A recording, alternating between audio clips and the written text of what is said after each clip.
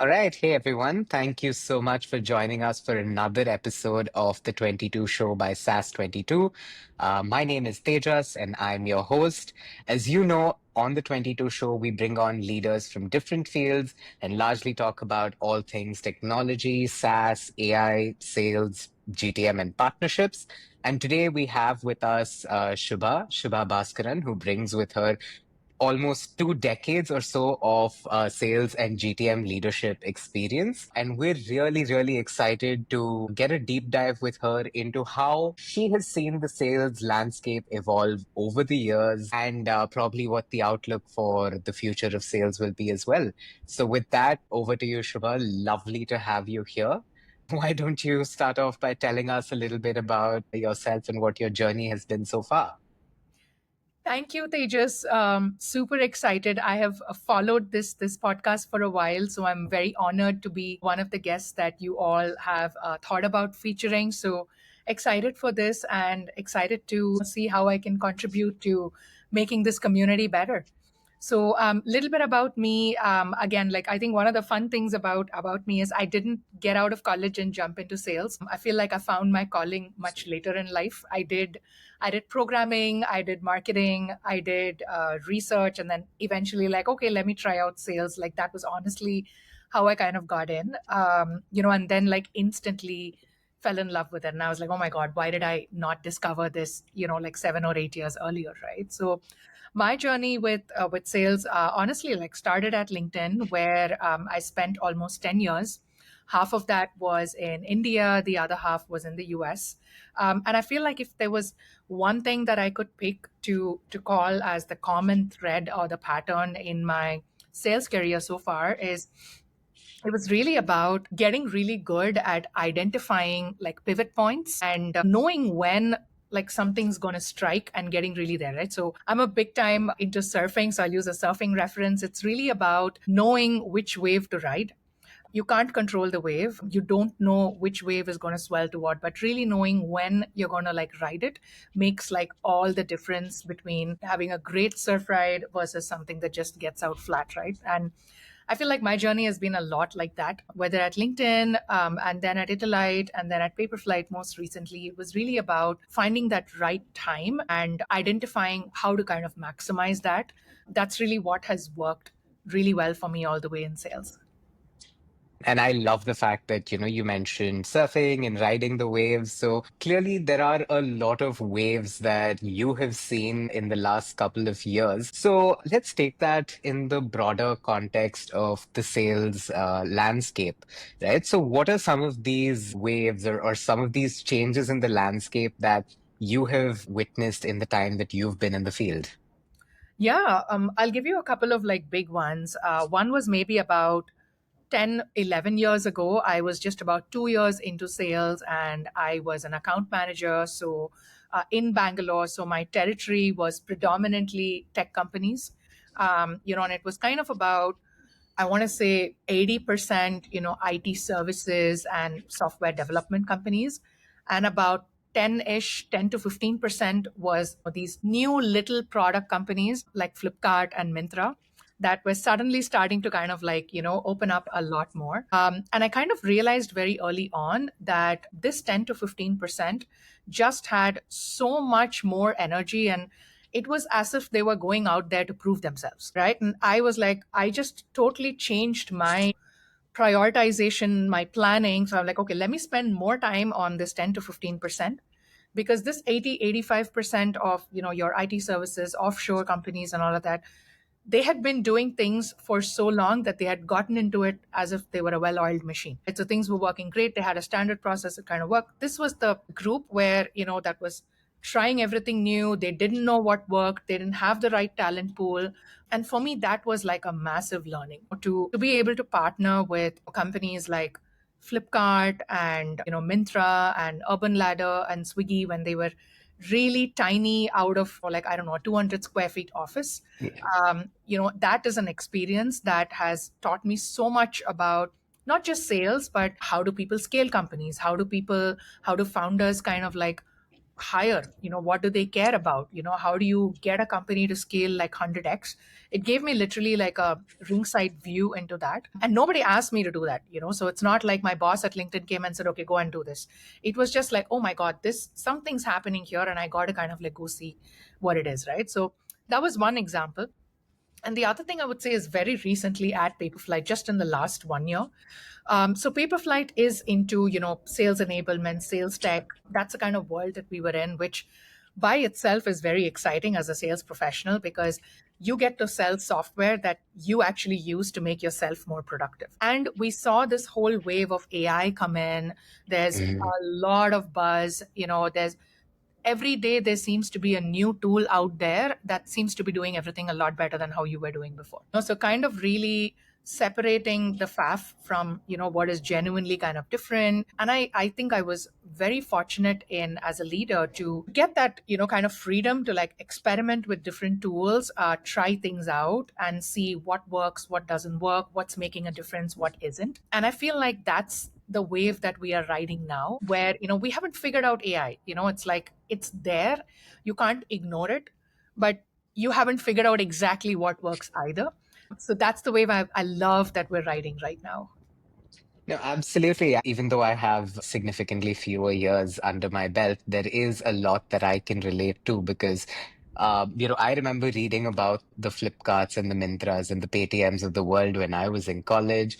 I remember being an early employee at Freshworks and seeing the whole thing build up. So definitely, consider myself incredibly lucky to have been thrown into that deep end of the pool and to start off over there. Definitely, it's helped shape my worldview quite differently from what I'd seen when I was growing up. Now, this brings me to another very interesting question. I know we kind of just spoke a little bit about how AI has entered and how it's changing things and your experience with sales enablement, but we'll come to that a little later. There's one thing I believe that, AI or no AI would have probably stayed the same, more or less, at least over the years, which is some of the challenges that you face as a salesperson. Now, what are some of the most challenging things that you have faced in your career, and what did you do to overcome them? I think this is something our readers, listeners would absolutely love to know. Yeah, great question. I think the one of the things that comes to mind, especially early on in my sales career, because I didn't start off in sales, I was terribly nervous about cold calling. I was like, oh my God, I have never done this before. How can you like pick up the phone and just call someone? I was just very, very nervous and very scared of doing that. So I would keep finding, I think I can kind of get access to this buyer in a different way. And I kept trying to kind of avoid, getting into a situation where I had to kind of do that. And it kind of worked for some time. I would be like, hey, I will write the best email ever, and I will do a great post on LinkedIn that will attract all of. I'm like, okay, I will do everything else except, face this demon, right? And I think when I remember my first year when I had moved to the US, it was a completely different business unit. And as LinkedIn, we didn't have the sort of brand in that market back then to be able to just like put a post out there or send an email and have 100 people respond. So I was like, okay, you know what? I got to face this demon now. And my manager back then was everybody, we would have these cold calling like bursts or cold calling like jams where everybody would get into a room and you got to call like 10 people. And I'm like, okay, I can't escape from this now because I'm in that room. I have to kind of do. But yeah, I feel like once I kind of jumped in, it was nervous. It was difficult for like the first few days. And I was very embarrassed to do it like in front of everyone else. But yeah, I think once I got over that sort of hurdle, then it just became so much easier. I feel like especially for people who are early in their sales career, sometimes you're very self-conscious. You're like, oh my God, maybe I'm not using the right words, or maybe I don't like sound that good. And I'm talking to a buyer who's like 30 years older to me, and you get a little intimidated or you get a little overwhelmed. And I feel just having doing this as a team, having like you're not the only person, there's like 10 other people next to you who are facing the exact same fears and are trying to do the same thing.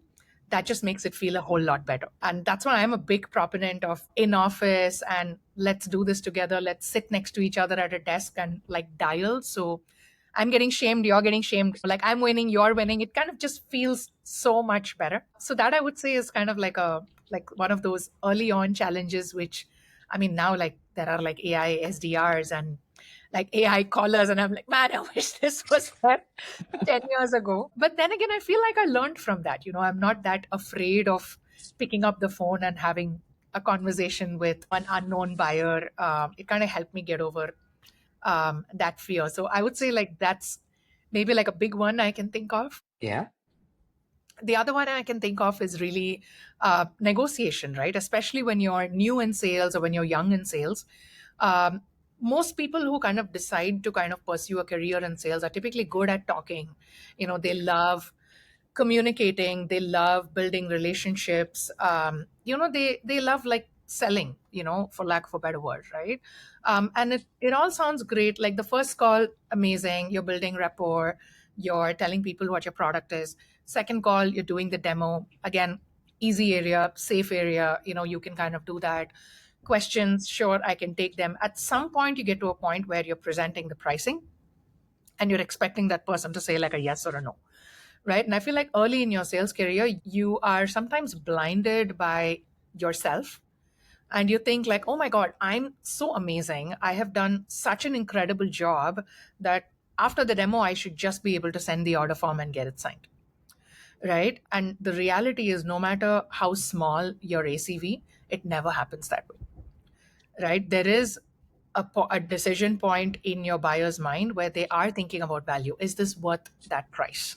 Is this worth that price? And a lot of times you would try, that's the part that salespeople would hide under the table. It's like, yeah, go read the website, go read the testimonial, go look at G2, right? But don't ask me, right? Because that's something I don't want to talk about, right? And I feel like negotiation is, again, something that it took time for me to kind of like learn, for me to be comfortable in saying that, hey, I believe in the price that I'm putting in front of you, and I believe it's fair, and this is why I think you should pay whatever it is, right? So that's another kind of like a hump I feel now with these AI role play softwares and a lot of those.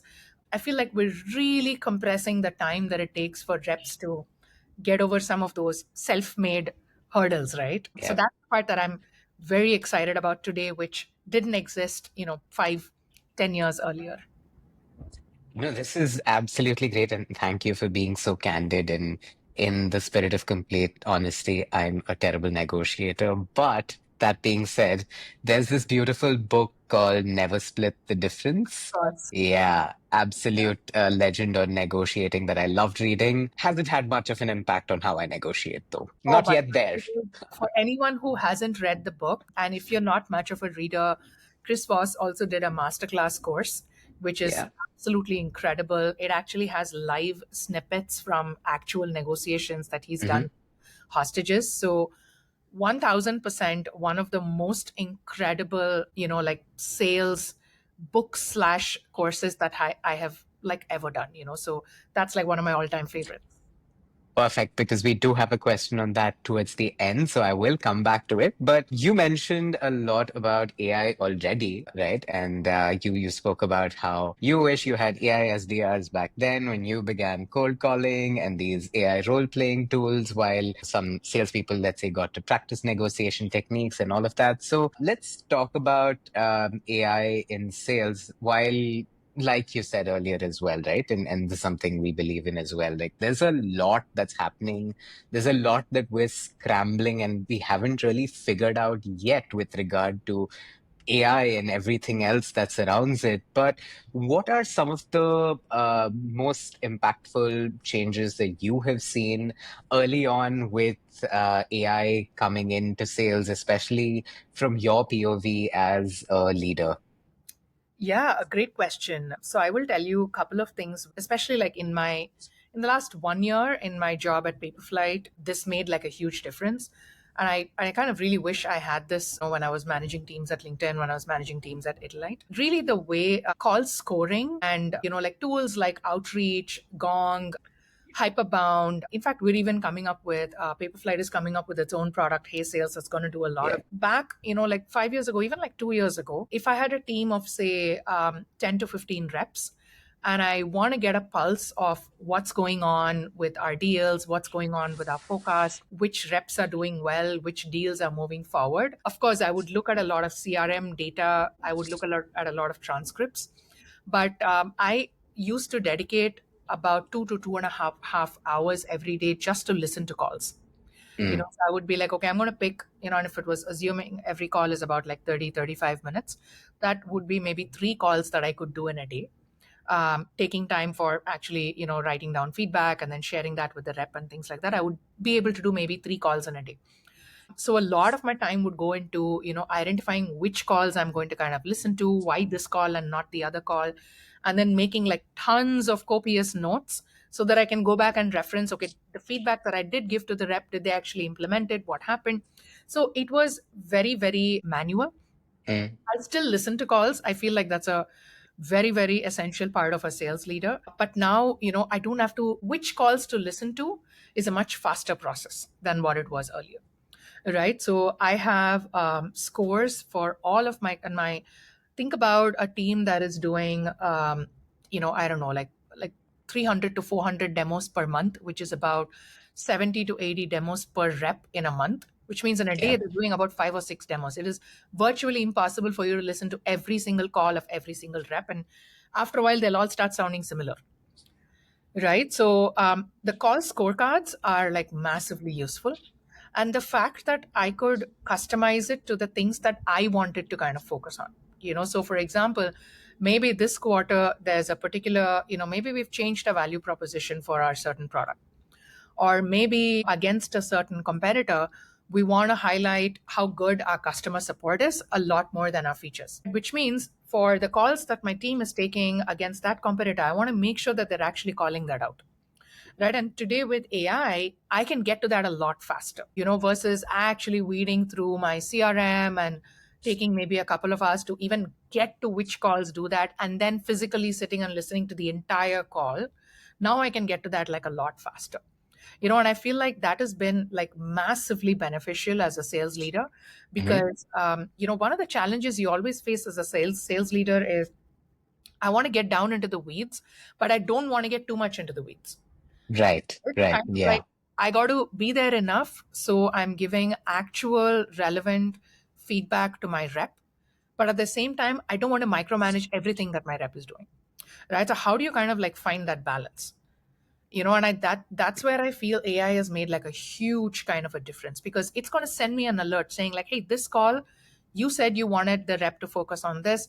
I scored that maybe a 6 on 10 and not a 9 on 10. So I'm like, okay, why did you score that a 6? Let me go in and take a look at it. Right. So I feel like those are like some of the areas where it's really kind of making waves. It's making things that much more efficient. However, I feel like the the opportunity to improve and put together a better sort of a show on the next call, it still lies with the rep. AI is not, Mm.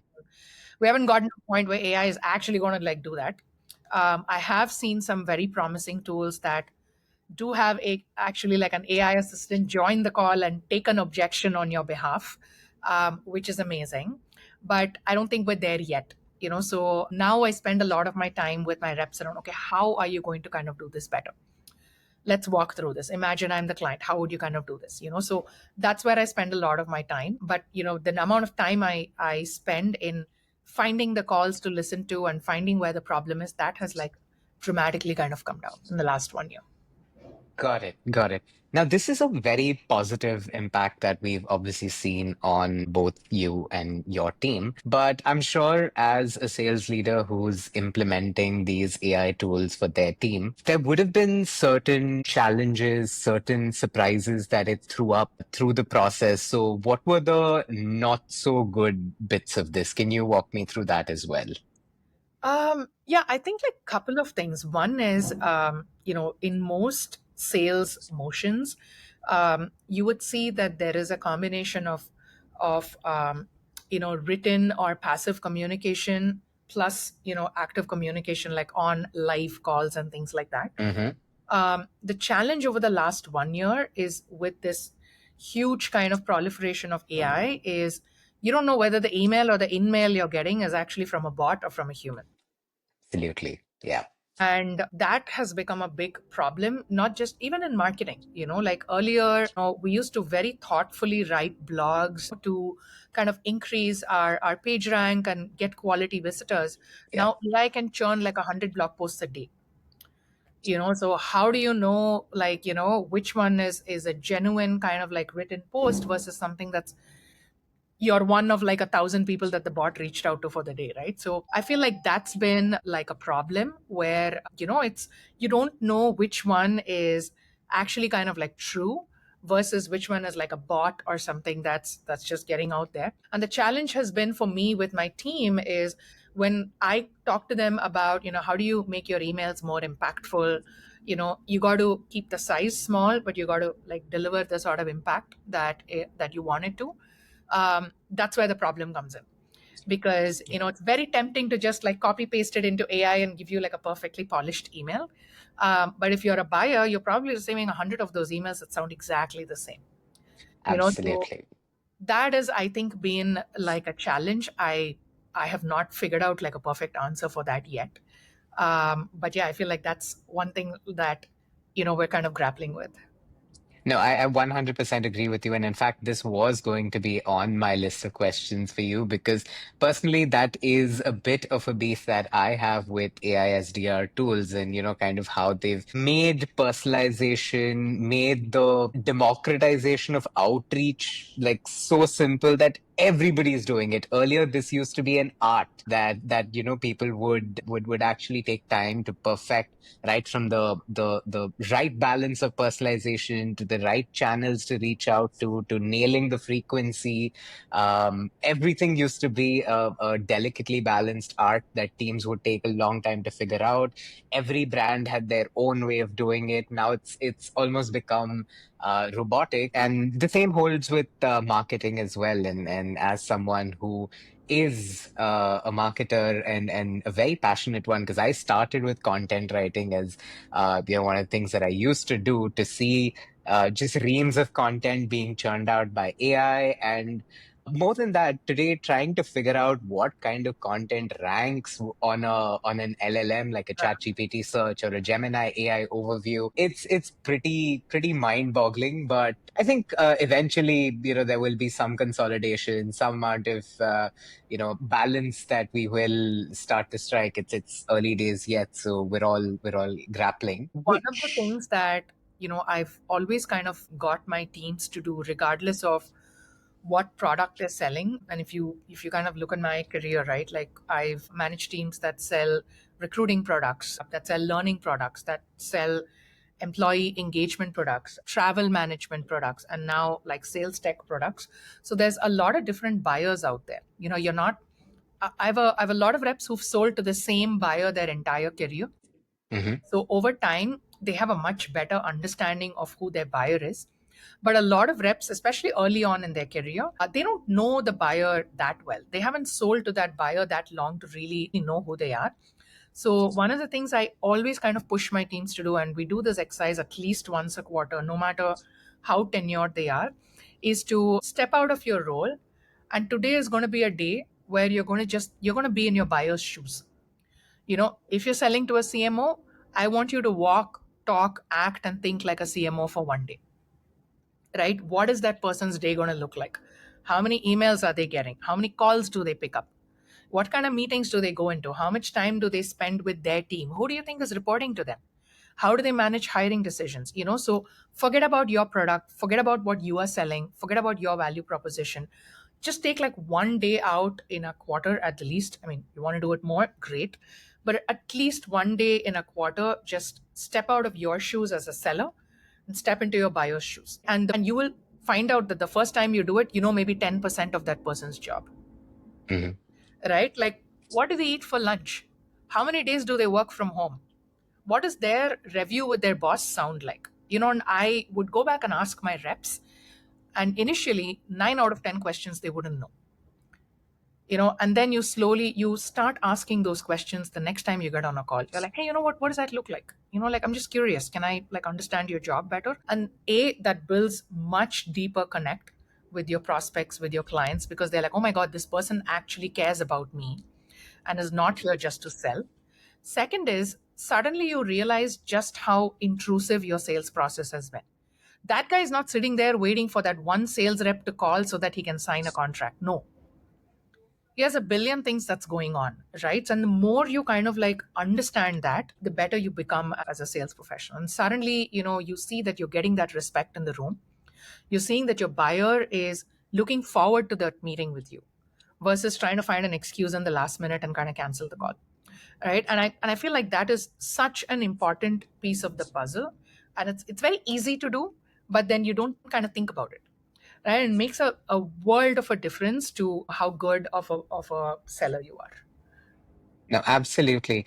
But just thinking out loud here, I think going back to AI and its uses, I think this entire research process that you talked about, which is researching the buyer, putting yourselves in their shoes, answering certain critical questions about the moments or the touch points in their life, to an extent, I think, and some AI tools have kind of made that research process easier as well. 100%. So there's factual research, Yeah, which right now with AI takes less than 5 minutes. So absolutely. AI can go and say, okay, what does, like, let's say I'm selling to Coca-Cola. AI can tell me Coca-Cola was established in this year. They have this many branches, this many employees. This is their turnover.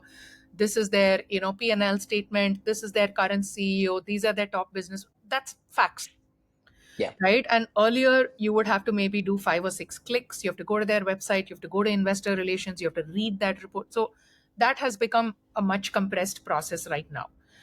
About the buyer, I mean, LinkedIn is great. There are a lot of industries and a lot of ICPs that are where people's profiles are fairly rich. So Yeah. you could get a ton of information about that person, their background, how they got to where they got to, what are their focus areas. So even that you can kind of like compress, right? The part that is a huge gap is connecting the dots between Hmm. the problem that you're trying to solve and how big of a problem is it for this person. You don't know that, right? You might think as a seller that, oh my god, I am solving world hunger, and of course this is the most important problem for the buyer. But there is no way you can know that for sure. And if it was such a big problem, trust me, they would have solved it already. Absolutely. Right. So a big part of the buying selling process is, as a seller, A, how are you going to identify? I mean, of course, they have the problem. Otherwise, they're not going to pick up your call. Yeah. You have the problem, but A, how big of a problem is this? How big of a pain is this? Two, what have they done to solve that before? And why has that not worked? And three, what's it going to take for you to actually put that effort to solve that problem now? Like, why now? Why not yesterday? And that's the part which I call as the connecting the dots, which Hmm. AI cannot do 100% for you. Can maybe do Absolutely. 50-60%. I can go and put into chat, like I've done that. I would go into chat GPT and I would say, okay, tell me, how do I sell to this buyer? And it'll give you some words, it'll give you some directions, but you have to press deeper into that. You have to go into that. You have to connect between what did this guy say on Reddit, what is the CEO kind of talking on CNBC or CNN. You have to kind of pick all of these pieces, connect the dots, and then build that narrative. And the crazy thing is, I've seen that this is true in buying, selling. I've seen that this is true in hiring as well. The way you hire people, again, whether you're hiring salespeople or anyone else, has dramatically kind of changed. Like, I no longer put out a job description, get applications, and have my recruiter kind of set up. I have people submit like 1 minute videos, and that can tell me so much more about you as a salesperson than maybe 10 rounds of interview, right? And Absolutely. that is where you can't. I mean, I have seen people submit 1 minute videos to me, and I can clearly see that they have a page open and they're reading out of it. I mean, I can see it in your face. You don't need to show it to me, but your face will tell me that, right? And I feel like those are the things which AI can't replace. You can't kind of bring that in, the energy that people bring on screen, right? In a world of like virtual selling, I can put an AI bot and as an account executive and have that person repeat out, a certain script or a certain product explanation. How are you going to bring the energy on the call? Right? People don't jump on a 30-minute call to listen to a recorded pitch that they can do on their own time while they're, I don't know, traveling in the car. Right? If people are getting onto the call, they want to feel that energy. They want to feel that this person on the other side is somebody I want to kind of talk to. Right? And those are the things that, at least as of 2025, has not kind of replaced, and that's the real sort of impact I feel salespeople can still make. This was an absolute. I honestly wasn't scripting it to go in this direction, so I'm glad we opened up this way. And this brings me to almost the end of our time with you on this podcast. So this is where I like to have a little bit of fun. But since you already spoke about Chris Voss and the book and the course, I'm sure you're prepared for this already.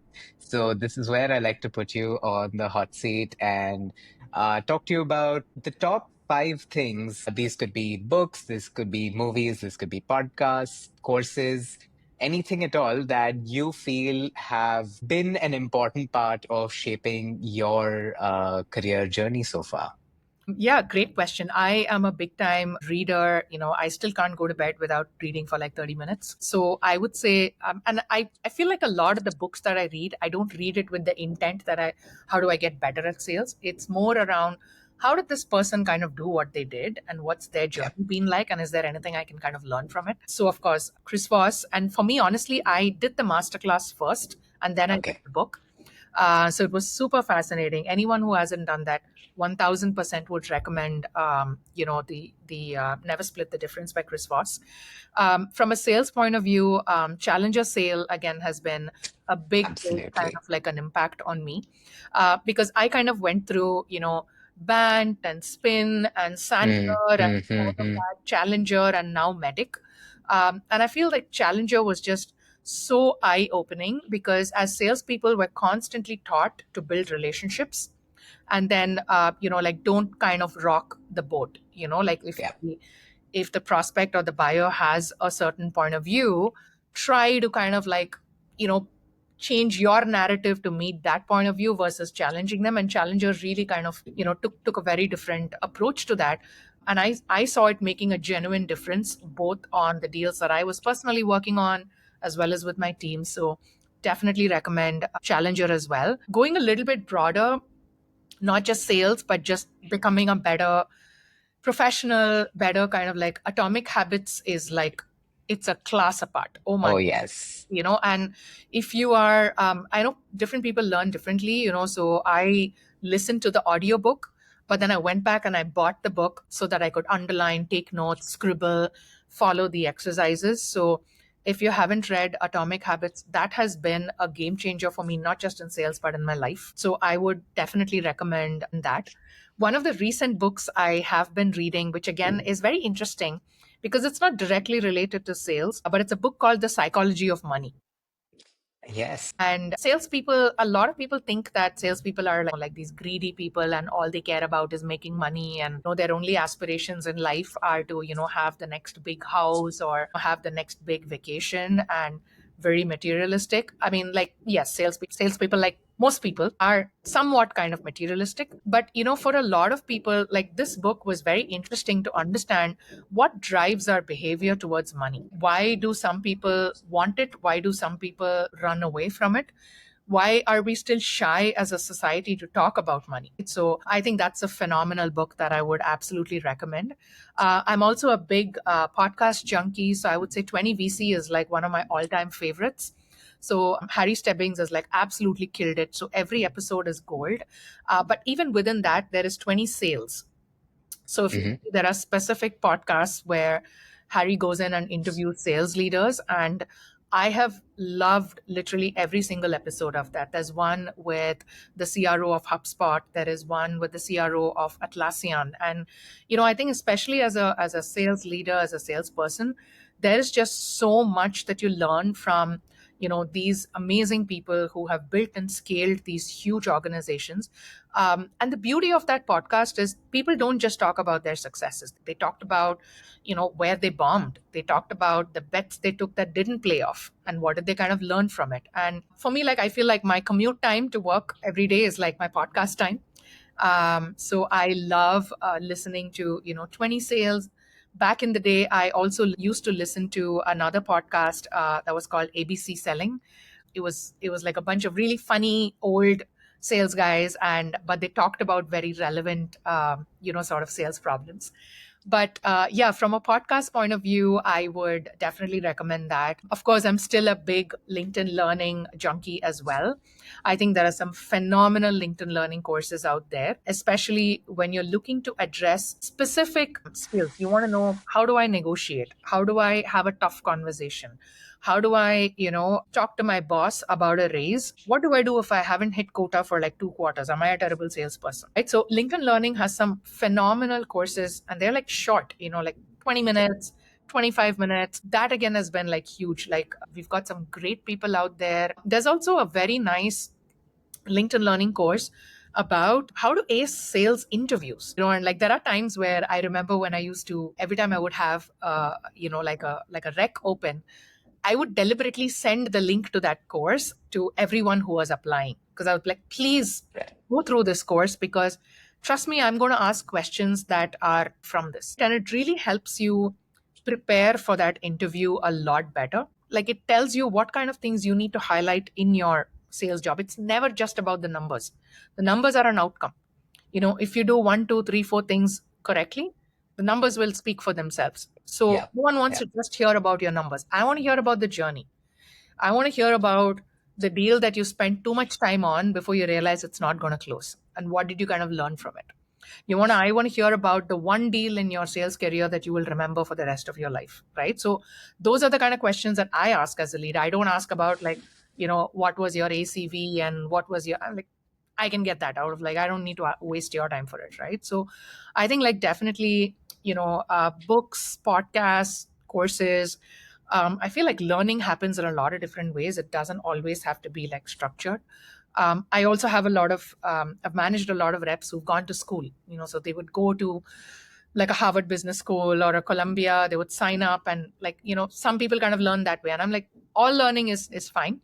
Like, Absolutely. make sure you're always learning. What I don't want is somebody who just has never done any of this for like 6 months and then you're expecting me to kind of like do something differently over there, right? So that's some of the things that I would recommend. It's not just sales, but kind of like overall as a. No, I 100% agree with you because I just realized as you were going through the list of things that you read, that you listen to, there's a very strong overlap with what I have been listening to and reading for a while. So I absolutely resonate with it. And especially the fact that you've always got to keep yourself learning, you've always got to be on your toes.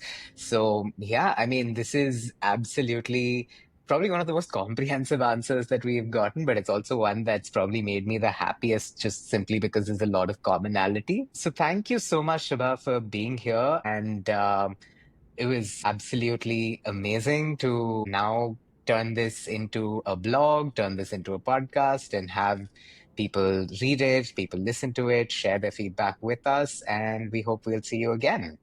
Yeah, this was likewise very fun. I think you asked some phenomenal questions and that makes like all the difference. But I'm excited. Thank you so much for doing this and I look forward to seeing how it shapes up.